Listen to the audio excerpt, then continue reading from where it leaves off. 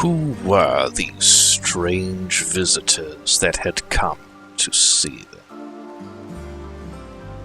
Sarge pretended to be asleep, but slept cradling his service rifle, while Shouter, Jane's dog, slept next to him, completely unaware of the cares he had. Sarge decided that perhaps he would monitor these visitors. Surely they could not be up to any good. The size of the rocket launcher that woman had brought with her did not seem like something that should go waving about in welcome. This was a different planet, after all. They had strange customs. And while he viewed them sometimes as perfect justification to engage in acts of war, at this moment in time, it was evident they were outnumbered and quite clearly outgunned. A rocket launcher, honestly.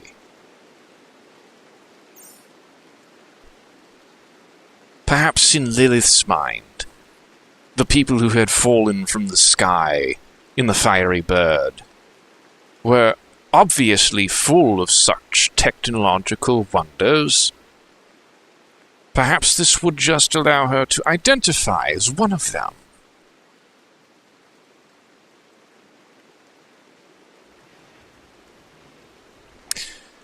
She awakened to the smell of Jane's day-old venison meal that she made, and decided to help herself to one, and immediately slept next to the still warm stove.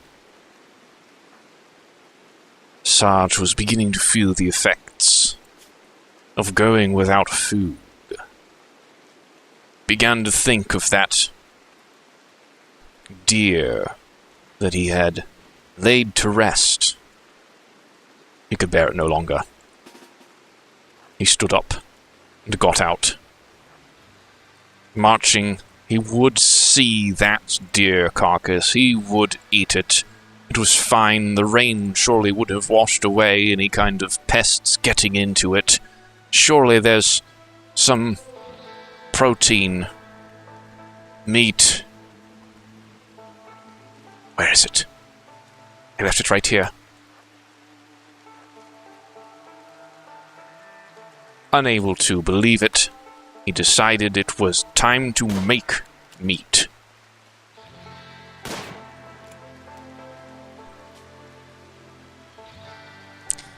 And in those moments before Sarge squeezed off a third shot at the sleeping rat that he had routinely failed to strike at close range, Macy decided to call for a meeting. What should we call this place? Should we call it Congo's? I believe that we should call it Congo's, Macy said. After my uncle, Tommy Congo's. Since Sarge was wallowing in the misery of his failure as a hunter and serviceman, and Jane was asleep, or so she pretended, as sleep as androids ever get, and the doctor was actually asleep, the lieutenant, the entrepreneur, and the brain-fried joy-wirer all decided this place should be called Congo's. And just like that, Sarge missed a third and fourth shot on the rat. Maybe he could get some fresh venison. The rat followed him around, seemingly mocking him in his ineptness. Finally, Sarge hit the doe, who seemed to merely wonder what was happening. Moments before, it happened.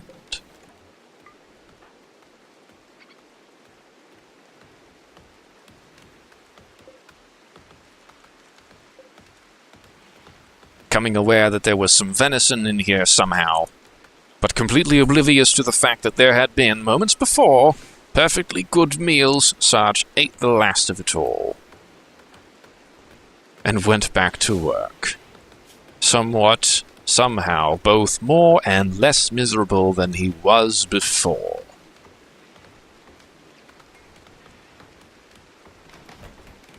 Doctor wondered about these men as well, the man and the woman that had come to visit them.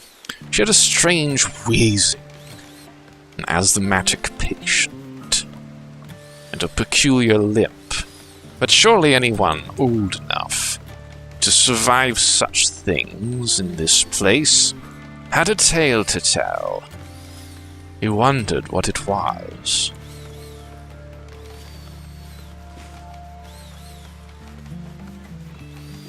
Strange it was that they had claimed that place for themselves, that place next to the stove.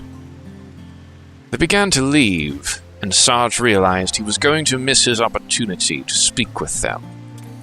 They seemed impressed by the hospitality they had received, and so, in parting, Doctor spoke with them. The rocket launcher was indeed for sale. They could afford it. The prospect of having beer and some components for medicine was far more appealing. These components, mechanical in nature, would be extremely helpful later on, and medicine was simply hard to come by.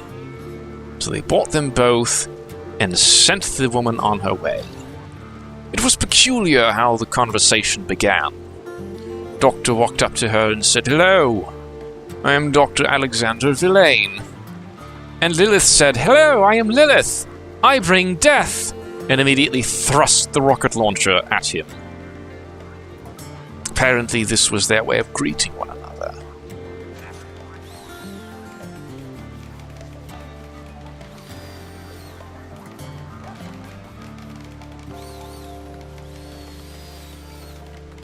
They, too, enjoyed a game of blind horseshoes before their departure.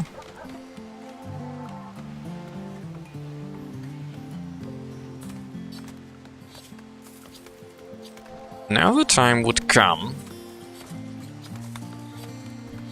for the colonists to begin some form of development.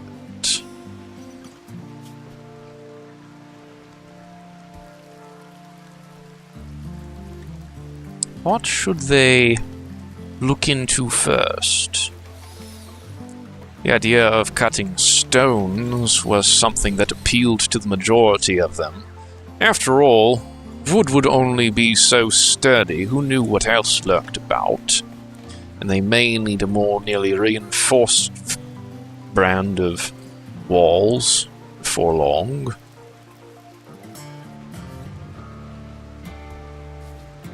Aiden, seizing the opportunity for fresh deer, would not have this squirrel eating their food. He called for Coley to help, but she stoutly refused to harm the poor little creature that was eating their meals.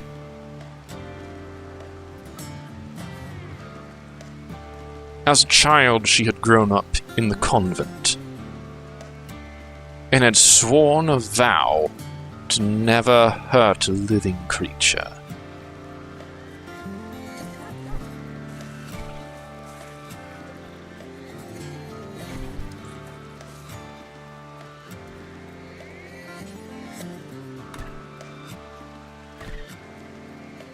It was too late. The squirrel had eaten their food. Aiden was intent on getting it back.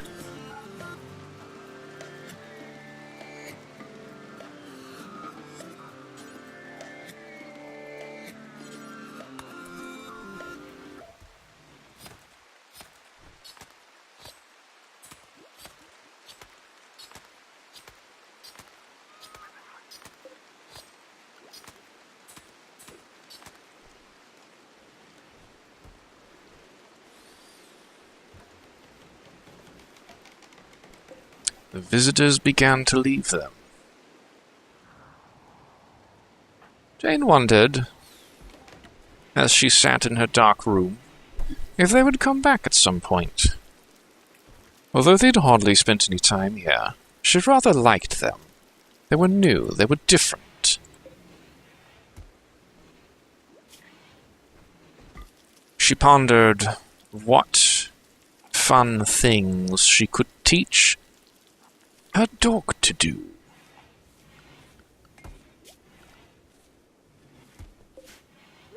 Perhaps she could train both her dogs to help out about the colony.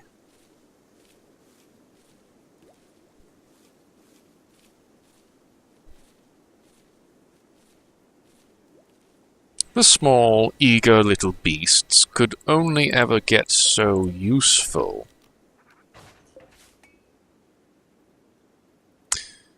The rain finally let up.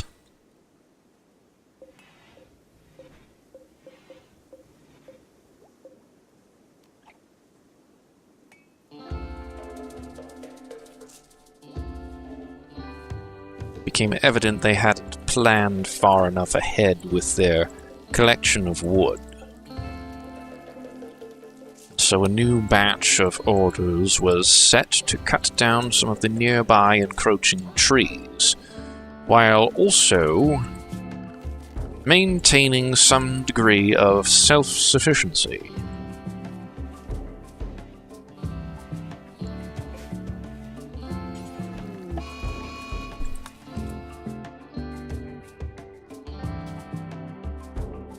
For no apparent reason, a hare was filled with bloodlust and rage, and had gotten it into his little harebrain that he was going to attack someone.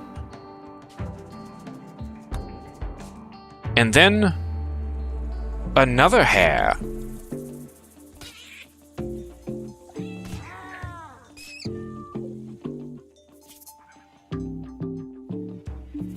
Another hare that was killed and summarily eaten by Cassius the cat. Poor Cassius. He'd taken a nasty bite.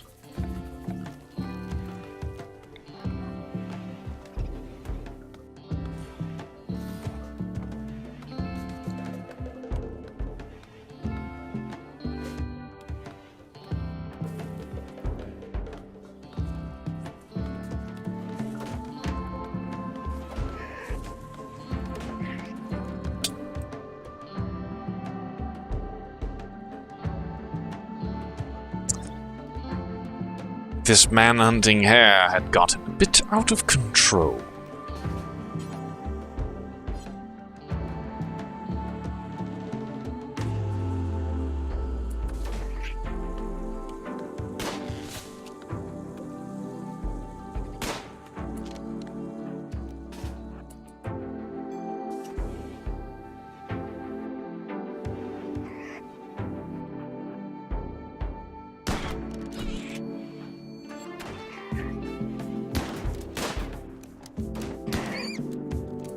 Sarge and Doctor finally put an end, after firing point-blank with a shotgun and optimum range with the service rifle. They defeated the hare. What casualties had it inflicted? None, as it stood. Just a little property damage. Doctor decided poor Cassius should be treated for also bringing a little food to the table.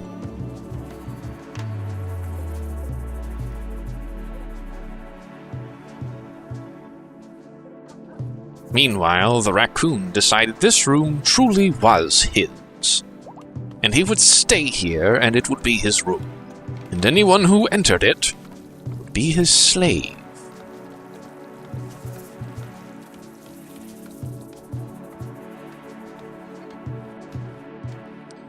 Aiden diligently set about in a desperate, never-ending struggle to keep their food supplies where they needed to be.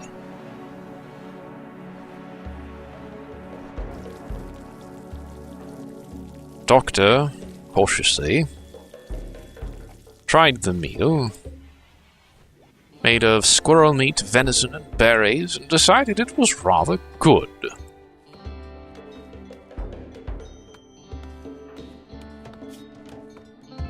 It was, however, unfortunate that he had to eat standing up in their unrefrigerated refrigerator.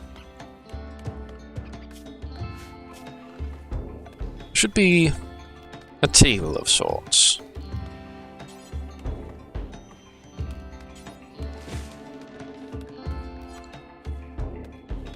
Just as soon as they had the wood for it.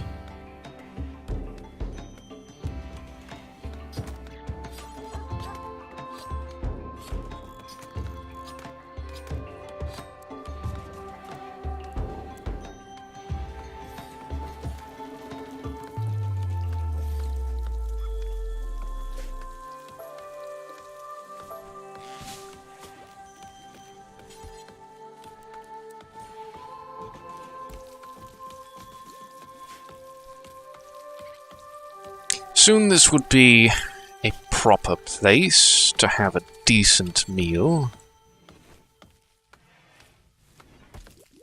It would be cozy and shady.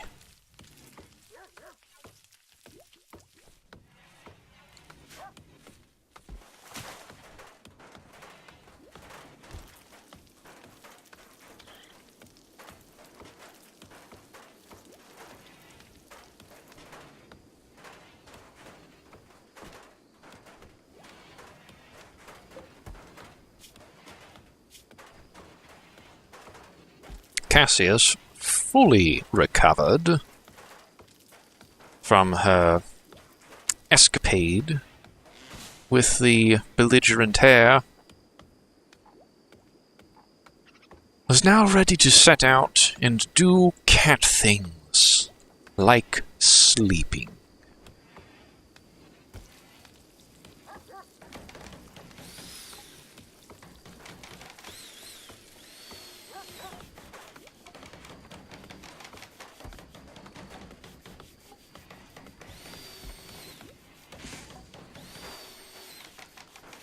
Macy, in her quest to put roofs over this building, climbed on top of Beard's research papers at his protests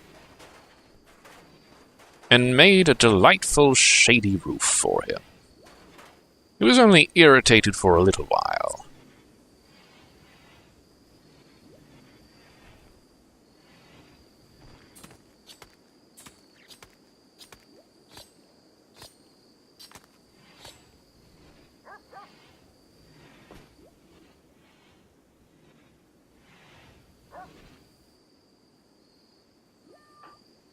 Doctor, despite his psychosis, was not a faithless man, and chose to take a moment to pray.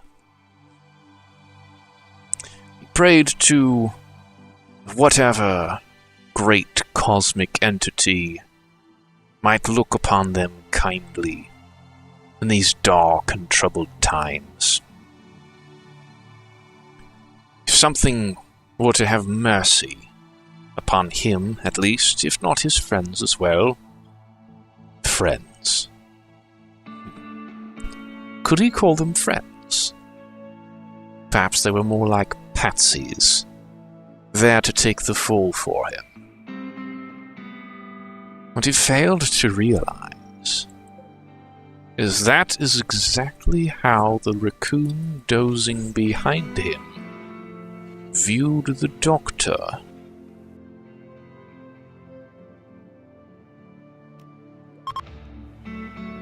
This raccoon was destined for great things. This raccoon was destined to stay with the colony for a long time.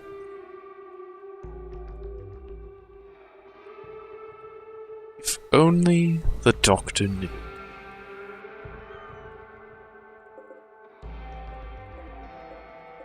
If only he knew.